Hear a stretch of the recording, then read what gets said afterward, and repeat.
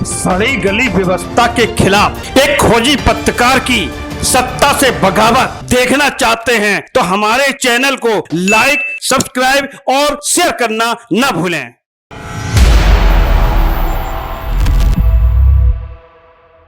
जो उम्मीद थी कुछ वैसा ही नए वक्फ कानून को लेकर अदालत में सुनवाई के दौरान सुनने और देखने को मिल रहा है।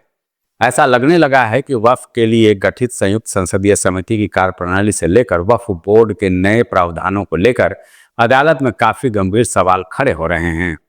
चीफ जस्टिस संजीव खन्ना की बेंच ने मामले की सुनवाई जारी है। पहले दिन ही हुए सुनवाई में जो सवाल बेंच की ओर से उठाए गए, सॉलिसिटर जनरल तुषार मेहता के माथे पर पसीने लाने जैसा रहा। मसलन जिस तरह के वक्फ काउंसिल में 2 गैर मुस्लिम सदस्यों को जगह देने की बात की जा रही है, क्या हिंदुओं के धार्मिक ट्रस्टों में मुसलमानों को जगह दी जाएगी? अगर वक्फ बाय यूजर का प्रावधान समाप्त कर दिया जाएगा तो आखिर 200 से 300 साल पहले या फिर उससे पहले की वक्फ संपत्ति के कागजात या दस्तावेज कहां से लाए जाएंगे?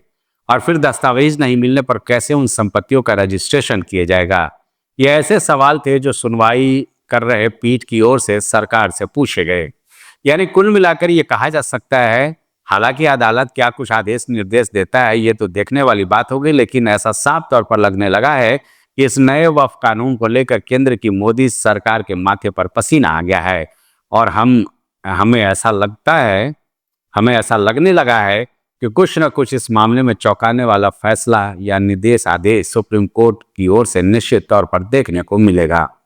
नमस्कार दोस्तों, मैं हूं संजय राजन। स्वागत है आपका पसंदीदा कार्यक्रम मुद्दे की बात राजन के साथ में। आप देख रहे हैं निष्पक्षता की परिभाषा गढ़ने वाला दृष्टांत न्यूज, जो हमेशा अपने टैग लाइन में कभी न डरेगा न कभी झुकेगा को चरितार्थ करता है।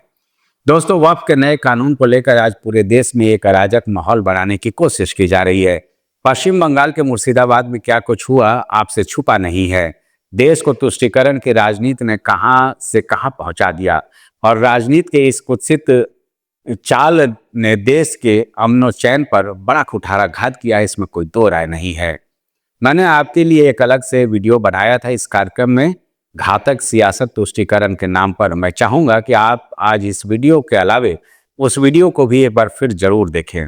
मैंने अपने पिछले कार्यक्रम में साफ कहा था कि कोई भी कानून कोई सरकार अपने खास मकसद को साधने के लिए लेकर आती है, लेकिन इसका कतई मायने नहीं है कि आप उसके विरोध में देश को जलाने की कोशिश करें।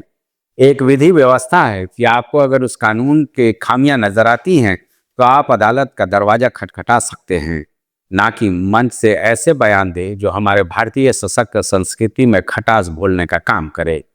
अब देखिए ना, जैसा मैंने कहा आखिर हो तो वही रहा है। अदालत में कुल 72 याचिकाएं वक्फ कानून के विरोध में दायर हुई। एक साथ सुनवाई जारी है और जिन आपत्तियों को लेकर आज अकालियत सड़कों पर है, उसको लेकर खुद अदालत सरकार से सवाल पूछता नजर आ रहा है। जिन प्रावधानों को लेकर अकालियतों में नाराजगी चरम पर है, अदालत खुद ही वो सवाल केंद्र सरकार से सुनवाई में एक एक कर पूछ रहा है। और मैंने अपने पिछले कार्यक्रम में ये साफ तौर पर कहा था कि भारतीय लोकतंत्र के 3 स्तंभ कार्यपालिका, विधायिका और न्यायपालिका इतने सशक्त हैं कि अपने जिम्मेवारी को निभाने में वो सक्षम है। संविधान निर्माताओं ने व्यवस्था पहले ही दे रखी है कि कैसे कौन किस तरह से विधायिका, कार्यपालिका और न्यायपालिका को निरंकुश होने से रोक सकेगा। संसद में बने किसी भी कानून को हम अंतिम नहीं मान सकते।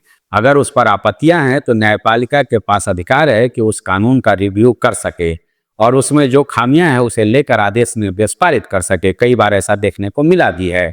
नए वक्फ कानून को लेकर सुप्रीम सुनवाई चल रहा है। भारत के चीफ जस्टिस संजीव खन्ना ने कई ऐसे मामलों में एक निष्पक्ष फैसला देकर न्याय व्यवस्था को गौरवान्वित किया है, चाहे संभल का मामला रहा हो या फिर काशी के मस्जिद का या फिर दूसरे इस तरह के संवेदनशील विवादित मुद्दे।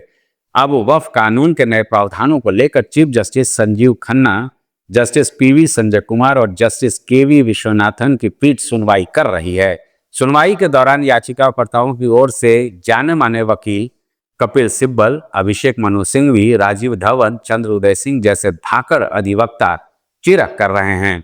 कार्यकर्ताओं के वकीलों ने सुनवाई के दौरान ऐसे सवाल खड़े किए, चाहे वह संविधान के अनुच्छेद 26 की बात हो जो किसी भी धार्मिक मामलों के प्रबंधन की आजादी देती हो, या फिर अनुच्छेद 32 को लेकर उसका हवाला देते हुए नए वक्फ कानून को असंवैधानिक घोषित करने की अदालत से आग्रह किया जाना।